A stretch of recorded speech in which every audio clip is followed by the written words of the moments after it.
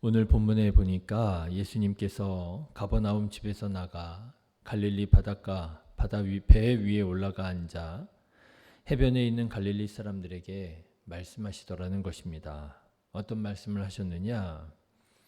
오늘 마태복음 13장 전체 말씀은 천국에 대한 말씀이에요. 예수님께서 행하신 크게 세 가지 사역이 있었잖아요.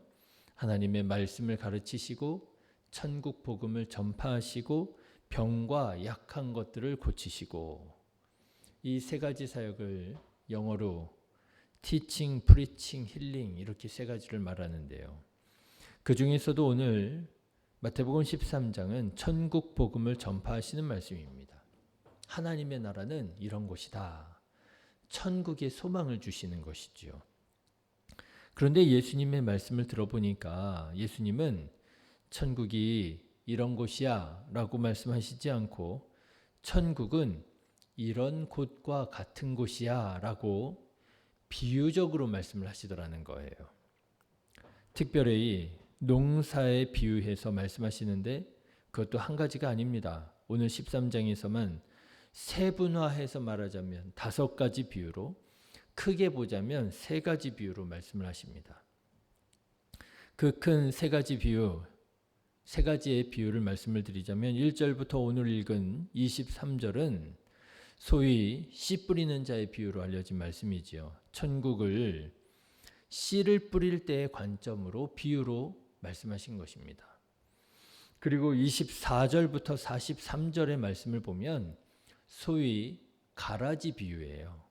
천국을 수확하기 직전의 관점에서 비유적으로 말씀하신 것입니다. 그리고 44절에서 50절까지의 말씀은 소위 천국은 마치라고 알려진 말씀으로 천국을 수확할 때의 관점에서 말씀하고 계셔요. 그러니까 오늘 마태복음 13장 전체는 천국에 대한 말씀인데요. 농사에 비유해서 씨 뿌릴 때, 그리고 수확하기 직전에, 그리고 수확할 때에 비유를 들어서 천국은 이런 곳이야 라고 말씀하시는 것입니다. 예수님께서는 천국 복음을 왜 비유로 말씀하셨느냐? 아마도 천국을 이 세상의 언어로 다 설명할 수 없기에 그렇잖아요. 우리가 뭔가 너무나도 좋은 걸 경험했을 때 그런 생각, 그런 마음을 갖잖아요. 야, 내가 너무나도 좋은 걸 경험했는데 이걸 어떻게 말로 설명할 수가 없네. 이게 내 말이 내가 그걸 다 설명할 수가 없어. 담을 수가 없어. 너무 좋아. 그럴 때가 있잖아요. 예, 그럴 때에는 오히려 비유적으로 말하는 것이 더 잘 전달할 수 있겠더라고 하는 것입니다. 그래서 예수님께서는 한 가지 비유로도 다 담아낼 수 없다 보니 여러 비유로 천국이 이런 곳이야, 천국은 이런 곳과 같아 라고 제자들에게 가르쳐 주셨던 것이지요. 오늘 본문은 그 중에서도 첫 번째 비유인 씨 뿌리는 자의 비유로 천국을 농사에 비유했을 때 씨를 뿌릴 때의 관점에서 말씀하시는 것입니다. 천국은 어떤 곳이냐? 씨 뿌리는 자가 씨를 골고루 뿌릴지라도 그 씨가 뿌려진 밭에 따라서 열매가 달라지는데 옥토에 뿌려진 씨가 풍성한 열매를 맺는 것처럼 하나님의 말씀에 바르게 반응하는 사람이 천국을 누릴 수 있다라고 하는 말씀입니다. 사랑하는 신의 교회 성도 여러분, 구원의 말씀, 천국의 말씀이 선포될 때에 여러분 마음밭이 옥토밭과 같아서, 옥토와 같아서 30배, 60배, 100배로 결실하는 천국 같은 복된 삶이 되시기를 주님의 이름으로 축원합니다. 자, 그러면 가장 중요한 것이 무엇이냐? 천국 복음은 똑같다는 거예요. 어디에서 차이가 나느냐 하면 우리의 마음밭이 어떻게 옥토밭이 되느냐, 옥토밭이 되느냐, 옥토밭이 되지 못하느냐, 여기에 이제 차이가 생긴다라고 하는 거잖아요. 우리의 마음밭이 어떻게 옥토가 될 수 있느냐? 저는 오늘 말씀은 그저 마음밭에는 4종류의 밭이 있다라고 말씀하시는 것이 아니라 우리의 마음밭을 어떻게 옥토로 만들 수 있느냐에 대한 말씀이라고 믿습니다. 그런 관점에서 보면 그 방법이 크게 세 가지가 있더라고 하는 거예요. 첫 번째로 하나님의 말씀이 선포될 때에 아멘으로 받아 먹어야 우리의 마음밭이 옥토밭이 될 수 있다라고 하는 거예요. 예수님은 하나님의 말씀의 씨가 뿌려질 때에 그 씨를 가로채는 악한 존재가 있다고 말씀하십니다. 사탄 마귀지요. 그런데 이 사단 마귀가 마치 눈 뜨고 코 베이는 것처럼 속수무책으로 우리들에게 말씀을 빼앗아가는 것이 아니라 우리가 하나님의 말씀을 들었을 때 깨닫지 못하면 그 하나님의 말씀에 아멘으로 받아먹지 못하면 그러면 이 사단 마귀가 와서 우리들에게 뿌려진 이 말씀의 씨앗을 빼앗아 간다라고 말씀하시는 거예요. 여러분 19절의 말씀을 한번 보실까요? 아무나 천국 말씀을 듣고 깨닫지 못할 때에는 그죠? 하나님의 말씀을 들었습니다. 그런데 깨닫지 못해요. 아멘으로 받아 먹지 못해요. 그럴 때는 어떻게 된다고요? 악한 자가 와서 그 마음에 뿌려진 것을 빼앗나니 이는 곧 길가에 뿌려진 자요. 마음밭이 완악해졌어요. 하나님의 말씀이 선포되어지는데도 듣지 않아요. 들었는데도 깨닫지 못해요. 아멘 하지 않아요. 그러면 어떻게 된다고요? 그 말씀이 빼앗긴다는 거예요. 사라져버린다는 거예요. 정말 그랬습니다. 예수님의 말씀을 듣고 어렵다고 예수님을 떠나간 사람들이 있었네요. 예수님의 말씀을 오해하고 한 자리 차지할 생각만 했던 제자들도 있었네요. 예수님의 말씀을 듣고 오히려 화를 내며 반발했던 제자들도 있었습니다. 예수님 무슨 말입니까? 십자가라니요. 절대로 그런 일이 일어나지 않도록 할 것입니다. 말씀을 들었는데요. 말씀을 거부합니다. 말씀을 듣고 오해합니다. 말씀을 듣고 화를 냅니다. 이게 다 뭐예요? 예수님의 말씀을 듣고도 아멘으로 받아먹지 않고 방치해 둔 사람들이에요. 그래서 어떻게 되었습니까? 예수님의 말씀을 듣고도 그 말씀이 역사하지 못하고 악한 존재가 와서 그 말씀을 다 가로채 버렸다는 거 아니에요? 사랑하는 신의 교회 성도 여러분, 하나님의 모든 말씀에는 예만 될 줄로 믿습니다. 하나님의 말씀이 선포될 때마다 아멘으로 화답하고 받아 먹으시기를 주님의 이름으로 축원합니다. 구약성경에 보면 에스겔이라고 하는 선지자가 있습니다. 하나님께서 에스겔에게 환상 가운데 나타나셔서 말씀하십니다. 에스겔 3장 1절인데요. 또 그가 내게 이르시되 인자야 너는 발견한 것을 먹으라. 너는 이 두루마리를 먹고 가서 이스라엘 족속에게로 말하라 하시기로 하나님께서 에스겔 선지자에게 두루마리를 먹으라고 말씀하셔요. 그 두루마리가 뭐냐 하면 하나님의 말씀이 쓰여진 하나님의 말씀입니다. 성경입니다.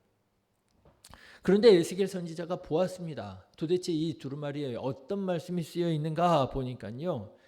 애곡과 재앙과 저주와 막 이런 것들이 쓰여 있는 거예요. 여러분 먹고 싶겠습니까? 재앙이 쓰여져 있는, 저주가 쓰여져 있는, 애곡이 쓰여져 있는 그 말씀을 아멘 하면서 받아 먹고 싶겠습니까? 먹고 싶지 않지요. 그런데도 에스겔 선지자는 하나님의 말씀이 뿌려질 때, 하나님께서 이 말씀 받아 먹으라 말씀하실 때에 아멘으로 받아 먹습니다. 그런데 하나님의 말씀을 먹으니까 어떻게 되었다고요? 그 말씀이 꿀처럼 달았다 이렇게 되어 있어요. 내게 이르시되 인자야 내가 네게 주는 이 두루마리를 내 배에 넣으며 내 창자에 채우라 하시기에 내가 먹으니 그것이 내 입에서 달기가 꿀 같더라. 하나님의 말씀에는 예만 되는 거예요. 우리가 듣기에 우리가 보기에 이게 나한테 좋은 말 같지 않고 내가 이 말씀에도 아멘 했다가는 내가 뭔가 내가 어려워질 것만 같다 할지라도, 재앙처럼 들린다 할지라도, 저주처럼 들린다 할지라도 아닙니다. 하나님의 말씀은 우리를 생명으로 구원으로 인도하시는 진리의 말씀입니다. 사랑하는 성도 여러분, 하나님의 말씀이 어렵고 때로는 여러분의 생각과 다르다 할지라도 아멘으로 받아 먹으면 말씀의 역사가 일어나 여러분에게 영양이 되고 영약이 되어 구원이 되고 감사가 될 줄로 믿습니다.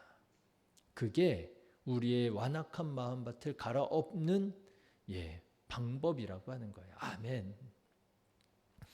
두 번째로 하나님의 말씀이 여러분의 삶에 깊이 뿌리 내리도록 적용하시기를 축원합니다. 하나님의 말씀을 듣기는 듣고 받아 먹기는 먹고 아멘 하기는 하는데, 그런데도 불구하고 열매를 맺지 못하는 사람이 있습니다. 어떤 사람입니까? 하나님의 말씀을 삶에 적용하지 않고 순종하지 않고 듣는 것으로 만족하는 그리스도인입니다. 교회는 다닙니다. 수십 년째 교회를 다닙니다. 그런데 신앙이 잘 성장하지 못합니다. 예배는 드립니다. 주일은 성수한다 하지요. 그런데 삶의 변화가 일어나지 않습니다. 왜 그렇습니까? 하나님의 말씀에 순종하지 않는 거예요. 듣기만 하는 거예요. 예수님은 이렇게 듣기만 하고 순종하지 않는 사람을 가리켜서 모래 위에 지은 집과 같은 자라고 말씀하십니다. 두 사람이 집을 지었습니다. 보기에는 똑같아 보이는 집입니다. 아니요, 완전히 똑같은 집입니다. 집을 짓는 자재나 집을 지은 방식이나 완전히 똑같이 지었어요. 그런데 이 두 집의 운명이 갈릴 때가 있다는 거예요. 언제요? 비가 내리고 창수가 날 때요. 고난이 닥쳐오고 환란이 있을 때요. 그때 반석 위에 지은 집은 흔들리지 않고 버텨내지만 모래 위에 지은 집은 무너져 큰 피해를 입게 된다는 거예요. 이 모래 위에 지은 집은 어떤 사람입니까? 하나님의 말씀을 듣기만 하고 순종하지 않은 사람들이라고 하는 거예요. 자기 삶에 적용하지 않는 사람들이라는 거예요. 교회는 옵니다. 예배는 드립니다. 말씀은 듣습니다. 아멘으로 받아 먹습니다. 그런데 집으로 돌아가면 말씀과 전혀 딴판으로 살아가더라고 하는 거예요. 여러분, 하나님의 말씀에 순종하지 않는 사람, 자기 삶에 적용하지 않는 사람은 자기 삶을 모래 위에 짓고 있는 것과 같은 거예요. 환난과 핍박과 박해가 있을 때 무너져 버립니다. 바라기는 하나님의 말씀에 아멘할 뿐만 아니라 아멘한 그 말씀에 순종하고 적용해서 고난과 환난이 닥쳐올지라도 반석 위에 지은 집처럼 굳게 버티고 서서 하나님의 말씀대로 살아가는 우리 신의교회 성도님들 다 되시기를 주님의 이름으로 축원합니다. 세 번째로, 하나님의 말씀이 열매를 맺기까지 꾸준히 묵상해야 된다라고 하는 거예요.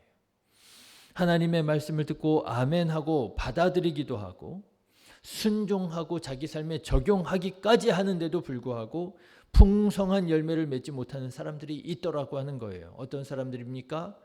염려하는 마음으로 꾸준히 신앙생활하지 못하는 사람들이에요. 잘하는 듯 하다가도 미끄럼을 타더라는 것입니다. 왔다 갔다 들쭉날쭉하더라는 것입니다. 누가 그랬느냐? 마르다가 그랬다는 거예요. 예수님께서 마르다의 집에 방문하셨을 때 마르다와 마리아는 기쁨으로 예수님을 영접했습니다. 그런데 마르다의 기쁨은 오래가지 못해 분노와 짜증으로 변화되었습니다. 왜냐하면 예수님을 잘 대접하고 싶은데 동생이 자기를 도와주지 않았기 때문에 마음이 분주해진 거예요. 이것도 해야 될 것 같고 저것도 해야 될 것 같고, 예수님 오셨으니 잔치상 그래도 좀 거하게 잘 차리고 싶은 거예요. 아니 무슨 찌개도 끓이고 싶고 잡채도 하고 싶고 여러 가지 음식들을 준비해서 예수님께 잘 대접하고 싶은데 손은 많이 필요한데 동생이 도와줄 생각을 안 하는 거예요. 마음이 분주해졌습니다. 그래서 그만 자기가 그토록 사랑하는 예수님께 짜증을 내버리고 말았습니다. 예수님, 마르다가 나를 도와주지 않는 것을 왜 그냥 내버려 두십니까? 마리아한테 얘기하셔서 좀 가서 언니 좀 도와줘라. 그렇게 좀 얘기를 해주셔야지요. 예수님께 짜증을 내버리고 말았습니다. 그때 예수님께서 이렇게 말씀하시지요. 여러분 잘 들어보십시오. 주께서 대답하여 이르시되 마르다야 마르다야 내가 많은 일로 염려하고 근심하나. 염려한다는 거예요. 근심한다는 거예요. 몇 가지만 하든지 혹은 한 가지라면 아니라도 족하니라. 마리아는 이 좋은 편을 택하였으니 빼앗기지 아니하리라 하시니라. 염려가 마르다의 마음을 사로잡아 버리니까, 염려가 마르다의 생각을 사로잡아 버리니까 어떻게 되었습니까? 예수님을 집안으로 영접하기도 하고요. 예수님을 위해서 뭔가 정말 손과 발을 분주히 움직여서 대접하고자 하는 그런 열심이 있었음에도 불구하고 열매를 맺지 못하더라는 거예요. 마치 가시나무 덤불과 같이 열매를 맺지 못하더라. 여러분, 혹시 너무 많은 일로 염려하고 그래서 들쭉날쭉 왔다 갔다 하고 계시지는 않습니까? 신앙이 잘 성장하는 듯 하다가도 그 염려 때문에, 돈 문제 때문에, 관계 때문에 미끄럼을 타고 또 미끄럼을 타고 내려가고 있지는 않습니까? 한 가지 일이라도 차분하게, 한 가지 일이라도 꾸준하게 여러분 순종하고 적용하시기를 주님의 이름으로 권면합니다. 그러면 반드시 열매를 맺게 될 거예요. 그렇습니다. 여러분, 우리의 마음밭이 어떻게 해야 30배, 60배, 100배로 결실을 하는 옥토가 될 수 있느냐? 우리의 완악한 마음을 갈아엎어야 됩니다. 우리 안에 있는 모든 돌들을 골라내야 됩니다. 우리 안에 있는 염려라고 하는 그런 가시덤불들을 다 뽑아내야 됩니다. 하나님의 말씀의 씨가 뿌려질 때 아멘으로 얼른 받아 먹고 여러분 마음밭을 갈아엎으시기를 주님의 이름으로 축원합니다. 그 하나님의 말씀에 순종하여 그 말씀을 삶에 깊이 뿌리내리고 적용하시기를 주님의 이름으로 축원합니다. 한결같은 마음으로 꾸준히 말씀대로 살아가시기를 주님의 이름으로 축원합니다. 그러면 우리들의 마음밭이 부드러워진다는 거예요. 하나님의 말씀이 선포될 때 그 말씀이 우리들 마음밭에 깊이 깊이 뿌려져서 또 깊이 깊이 뿌리를 내리고 그리고 그 말씀이 풍성하게 열매를 맺기까지 하나님께 영광 돌려드리는 복된 삶이 될 수 있다라고 하는 것이지요. 바로 그렇게 풍성한 열매를 맺는 곳이 바로 천국이라고 하는 것입니다. 우리 신의교회 성도님들이 이런 천국의 삶을 살아가게 되시기를 주님의 이름으로 축원합니다. 기도하겠습니다.